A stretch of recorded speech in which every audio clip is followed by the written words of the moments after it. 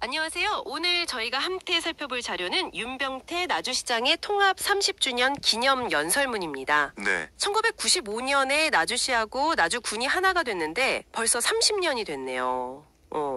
그동안 어떤 변화가 있었고 또 나주가 앞으로 어떤 큰 그림을 그리고 있는지 이 연설문을 통해서 한번 자세히 들여다보겠습니다. 네, 맞습니다. 이게 지난 30년을 돌아보면서 동시에 앞으로 한 100년까지 내다보는 그런 청사진을 제시하는 연설인데요. 단순히 성과만 쭉 나열한 게 아니라 어떤 동력으로 성장을 했는지, 그리고 그 과정에서 시민이라는 가치를 어떻게 생각하는지, 이런 부분들이 좀 잘 드러나 있더라고요. 아, 시민 중심 가치요? 네, 그럼 나주의 지난 30년 여정 한번 같이 따라가 보시죠. 좋습니다. 먼저 딱 눈에 들어오는 건 역시 통합 이후에 이룬 그 괄목할 만한 성장세예요. 예산 규모가 900억 원대에서 시작해서 지금은 1조 원이 넘었으니까요. 네, 거의 10배, 11배 이상 늘어난 거죠. 그렇죠. 그리고 사업체 수도 보니까 5천 개 정도에서 거의 2만 개 가까이 늘었다고 하고요. 네, 그것도 한 4배 정도 증가한 셈이죠. 정말 대단한 변화인데요. 특히 인구가 한때 9만 명 아래로 떨어졌었는데 이게 다시 11만 7천 명을 넘어서면서 성장세로 돌아섰다는 점이 인상깊네요. 그렇죠. 이런 수치적인 변화가 단순히 그냥 규모가 커졌다, 이걸 넘어서는 의미가 있다고 봅니다.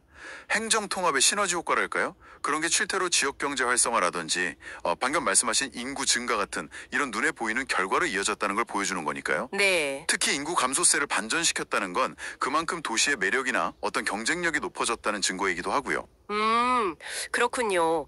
도농통합에 긍정적인 효과가 나타난 거라고 볼 수 있겠네요. 네, 도시와 농촌 지역의 균형 발전을 꾀하려는 노력이 어느 정도 결실을 본 거다, 이렇게 해석할 수 있겠습니다. 연설에서는 이런 성장 과정에서 중요한 전환점들도 언급이 됐죠. 네, 맞습니다. 몇 가지 굵직한 사건들이 있었죠. 2004년에 KTX 나주역이 정차하게 된 거, 이것도 크고요. 그렇죠. 물리적인 접근성이 완전히 달라졌죠. 그리고 또 2005년에 빛가람 혁신도시 유치, 이게 정말 큰 계기가 됐을 것 같아요. 네, 맞습니다.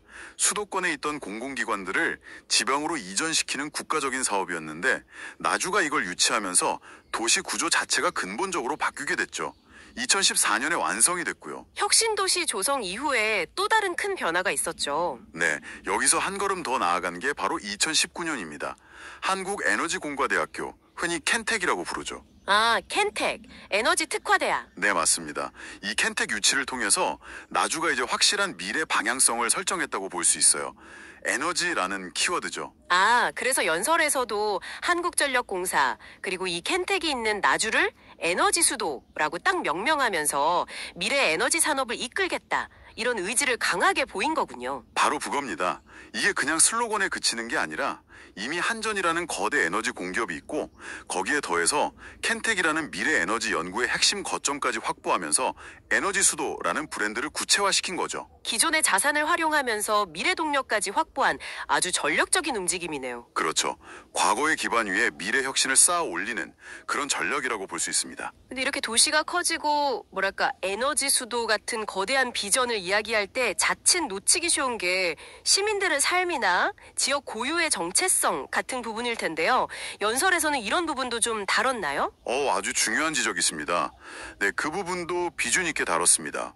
예를 들어서 국립나주박물관 건립이라든지 곧 문을 열 야정인 남도 의병사박물관 같은 걸 통해서 지역의 역사, 정체성을 지키려는 노력을 강조하고요. 네. 특히 제가 인상 깊었던 대목은 그 2000년대 초반에 공산면에 쓰레기 매립장을 짓는 문제를 두고 굉장히 심각한 갈등이 있었는데 이걸 주민들과 계속 대화하고 타협해서 해결했던 사례가 있거든요. 아, 그런 일이 있었군요. 네. 근데 이 사례를 연설에서 시민의 위대한 힘 덕분이었다, 이렇게 평가를 하더라고요. 와. 이게 단순한 성과 나열을 넘어서서 발전 과정에서 시민들의 참여와 소통을 얼마나 중요하게 여기는지를 보여주는 상징적인 이야기라고 생각합니다. 그렇군요.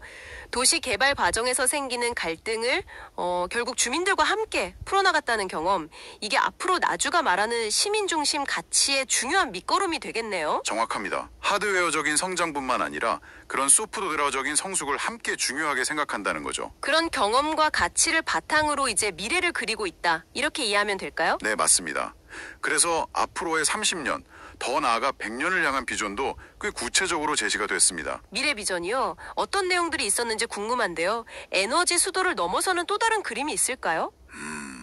크게 보면 한 3가지 축으로 요약할 수 있을 것 같아요. 첫 차는 역시 말씀하신 에너지 수도로서의 정체성을 더 강화하는 겁니다. 이를 위해서 국가 대형 연구시설이죠. 인공태양 연구단지 유치를 추진하고 또 에너지 국가산업단지 조성, 그리고 나주 에너지 글로벌 포럼 같은 국제적인 행사도 10계획이라고 하고요. 인공태양 연구단지요. 와, 이건 정말 스케일이 크네요. 그렇죠. 상당히 야심찬 계획입니다. 그리고 두 번째 축은 나주가 가진 아주 중요한 자산이죠. 영산강. 이 영산강을 활용한 영산강 르네상스를 추진하겠다는 겁니다. 영산강 르네상스요? 네. 국가정원 지정을 추진해서 여기가 그냥 강이 아니라 생태와 문화가 어우러지는 그런 공간으로 만들겠다는 구상이고요. 아, 좋네요. 마지막 3번째는 공공기관 2차 이전을 적극적으로 유치하고 또 다양한 국제 교류를 늘려서 도시의 글로벌 연결성을 높이겠다는 목표입니다. 에너지, 생태 문화, 그리고 국제 교류. 이 3가지 축으로 인구 20만 명의 글로벌 강소 도시를 만들겠다. 이게 최종 목표인 건군요. 네, 맞습니다. 뭐랄까, 규모는 아주 크지 않더라도 특정 분야에서 세계적인 경쟁력을 갖춘 그런 내실 있는 도시로 나아가겠다는 거죠. 지속 가능한 성장을 위한 다각적인 접근이네요. 네, 다만 당연한 이야기지만 이렇게 원대한 목표들을 실제로 어떻게 구체적인 정책으로 만들고 또 필요한 예산을 확보하고 시민들의 공감을 얻어낼 것인가 하는 점은 앞으로 계속 풀어가야 할 숙제일 겁니다. 그렇겠네요. 오늘 윤병태 나주시장의 연설을 통해서 통합 30년에 맞은 나주의 과거와 현재 그리고 미래 청사진까지 입체적으로 살펴볼 수 있었습니다.